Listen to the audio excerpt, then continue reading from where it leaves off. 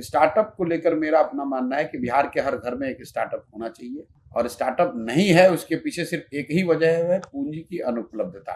जो मैं CD ratio की बात करता हूँ, मैं पहला बिहार में व्यक्ति हूँ सामाजिक राजनीतिक जीवन में जो इसको सार्वजनिक तौर पर इतनी मजबूती से रोज कह रहा है कि बिहार में गरीबी का एक बड़ा कारण है गलत सीडी रेशियो। 1990 से लेकर पिछले वर्ष तक करीब 26 लाख करोड़ रुपया बिहार के लोगों का पैसा, हम लोग सोचते हैं बाहर से कोई आएगा फैक्ट्री लगाएगा, वो लगाए ना लगाए 26 लाख करोड़ रुपया मेरा और आपका बचत का पैसा जो हमने आपने बिहार के बैंकों में जमा किया, ये पैसा बैंकों ने दूसरे राज्यों में भेज दिया। बिहार में सीडी रेशियो 40% जो लोन मिलता है यहाँ के लोग, राइट।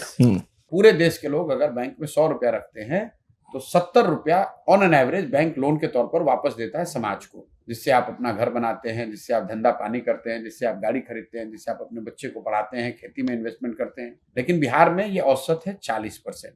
अगर एक्चुअल डिसबर्सल का डेटा देखेंगे, यह है सैंक्शन लोन का। मैं एक टेक्निकल बात आपको और ऐड कर देता हूँ, ये भी मैंने पहले नहीं बताया क्योंकि बहुत टेक्निकल हो जाता है। 100 रुपया के अगेंस्ट 40 रुपया लोन सैंक्शन हुआ, लेकिन एक्चुअल जो सैंक्शन हुआ उसमें डिसबर्सल डेटा है 13%। मतलब बिहार में जो पैसा एक्चुअली डिसबर्स हुआ वो 13% मिला, मतलब सिर्फ 13% ही मिला। लेकिन आपने लोन लिया लेकिन अपने बच्चे को कोटा में पढ़ाने के लिए फीस कोटा में भरा। अच्छा। तो पैसा डिसबर्सल तो बिहार में हुआ, करेक्ट, क्योंकि लोन तो आपने लिया, यूज यहाँ नहीं हुआ। यूज हुआ कोटा में, बेंगलोर में, घर आपने नोएडा खरीद लिया, गाड़ी कहीं और खरीद ली, बिजनेस कहीं और कर रहे हैं। इसकी वजह से जो ये 25 लाख करोड़ रुपया से ज्यादा यहाँ से चला गया। तो मैं हमेशा कहता हूँ, लोग कहते हैं पलायन कैसे रोक दोगे। पूरे दुनिया में जो भी 2, 4, 10, 5 माने हुए डेवलपमेंटल इकोनॉमिस्ट हैं जो इन चीजों को समझते हैं, जो हमारे संपर्क में कुछ लोग हैं, वो बता रहे हैं कि भैया बिहार में अगर पलायन रोकना है तो उसका सीधा फॉर्मूला है, पूंजी और बुद्धि का पलायन रुकेगा तो श्रम का पलायन रुकेगा। पूंजी का पलायन रोक दीजिए, पढ़े लिखे समझदार लोगों का पलायन रोक दीजिए, श्रम का पलायन अपने आप रुक जाएगा। जब पूंजी नहीं है, जब पढ़े लिखे समझदार लोग यहाँ नहीं रहेंगे तो बचेगा कौन? मजदूर बचा है। तो मजदूर को करना क्या? उसको तो बाहर ही जाना पड़ेगा, क्योंकि यहाँ पूंजी है नहीं, रोजी रोजगार है नहीं, और पढ़ा लिखा कोई व्यक्ति बचा नहीं। जो भी पढ़ लिख गया, समझदार हो गया, कुछ करने की स्थिति में आया, वो बिहार से बाहर चला गया। जो पैसा जिसके पास पूंजी हुई वो बिहार से बाहर इन्वेस्ट कर रहा है। तो यहाँ बचेगा कौन? सिर्फ मजदूर बचेंगे।